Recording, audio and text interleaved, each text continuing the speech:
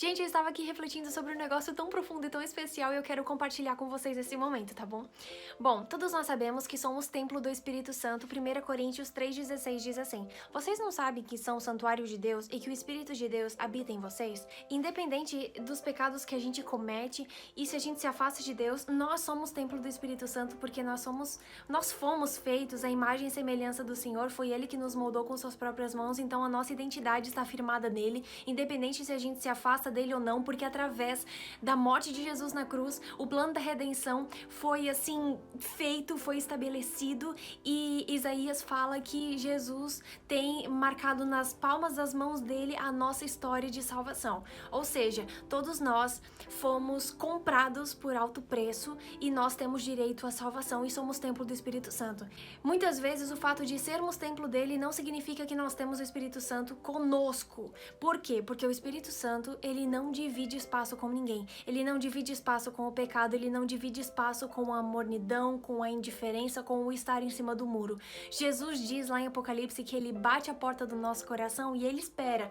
Ele bate a porta e sabe, ele não invade, ele não escancara, ele não entra à força como o inimigo faz. Ele só demonstra que ele está interessado, que ele nos ama e que ele quer estar junto conosco, mas ele não invade a nossa privacidade, o nosso livre-arbítrio e a nossa escolha de querer ou não ele. Quando nós temos um pecado acariciado, quando nós temos um pecado de estimação, sabe, esses negócios que a gente acha que não tem nada a ver, que a cegueira espiritual faz isso com a gente. Às vezes esses pecadinhos que a gente coloca no nosso coração e na nossa vida e a gente vai convivendo com ele, esses pecados, eles vão nos afastando de Deus, eles vão, sabe, deteriorando o nosso relacionamento com Jesus. As coisas de Deus começam a aparecer sem graça, começam a aparecer vazias, a gente não sente mais vontade de estar na presença de Deus por causa dessas pequenas coisas, nada a ver, que no começo são inofensivas, mas elas vão roubando a nossa identidade, vão roubando a nossa vontade de estar com Jesus, vão roubando a nossa alegria, a nossa salvação, vão roubando a nossa vontade de viver,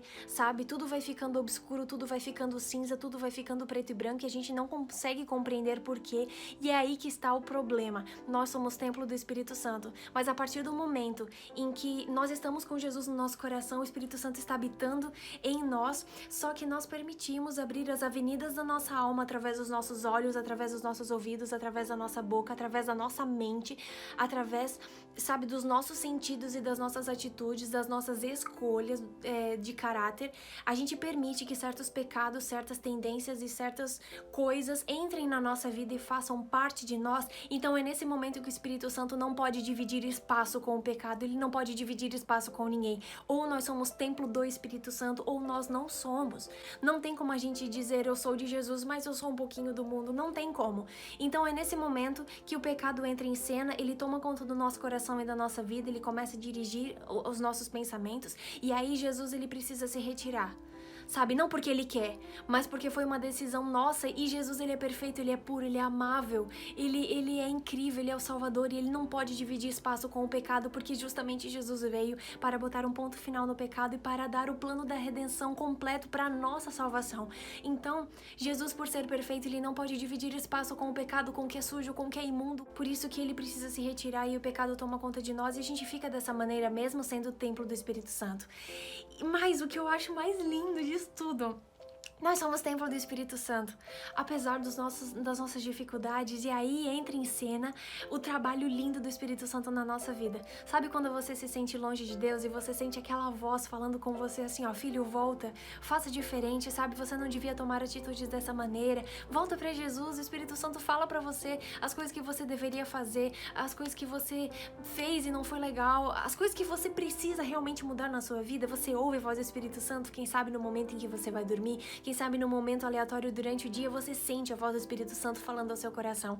Esse é o grito de saudade de Jesus batendo a porta do seu coração, sabe?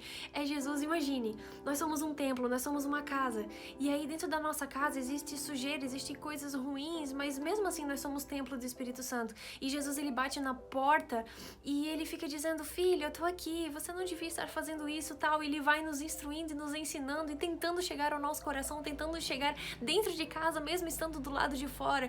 Só que muitas vezes o problema é que a gente acha que Jesus está ali dentro, mas ele não está. Então assim, Nossa, eu achei isso tão profundo que, de uma maneira didática, é uma casa. Jesus está batendo na porta do nosso coração, querendo que a gente entre. Por isso é que é tão importante a gente não dar espaço para as pequenas coisas, para os nada a ver, sabe? Para os pequenos pecadinhos que aparentemente não tem problema, que são coisas pequenas, coisas inofensivas, mas elas entram e elas vão tomando proporções gigantescas. É como você adotar um leão filhote. No começo ele é bonitinho, parece um gato tão pequenininho, só que ele vai crescendo, ele toma uma proporção gigantesca que ele pode acabar matando você, sabe? Não dá pra ficar criando pecado de estimação. Peça pra Jesus pra ele te ajudar, abra a porta do seu coração, sabe? Pra ele entrar e pra você ser um templo do Espírito Santo de dentro pra fora em todos os sentidos, porque o maior eu te amo da história foi dito em silêncio lá naquela cruz há quase 2000 anos atrás e atravessa os séculos e entra e penetra o seu coração hoje, como uma forma de Jesus dizer: você é especial, você é lindo, você é querido, eu te amo, eu morri pra te salvar, esse mundo não vale a pena, não se iluda com os amores e com as propostas e as coisas erradas que tem aqui nesse mundo. Você não foi feito para criar raízes aqui, você foi feito para viver eternamente, você não foi feito para morrer. Por isso que a gente não consegue se conformar com a morte. As coisas do mundo são como água salgada, elas nos enchem, mas elas não saciam, porque o coração nosso foi feito para o céu. Por isso que ele nunca vai ser preenchido com coisas terrenas, por mais que você busque, por mais que você queira, por mais que você seja teimoso, você nunca vai ser preenchido com coisas terrenas, porque o seu coração foi feito para o céu.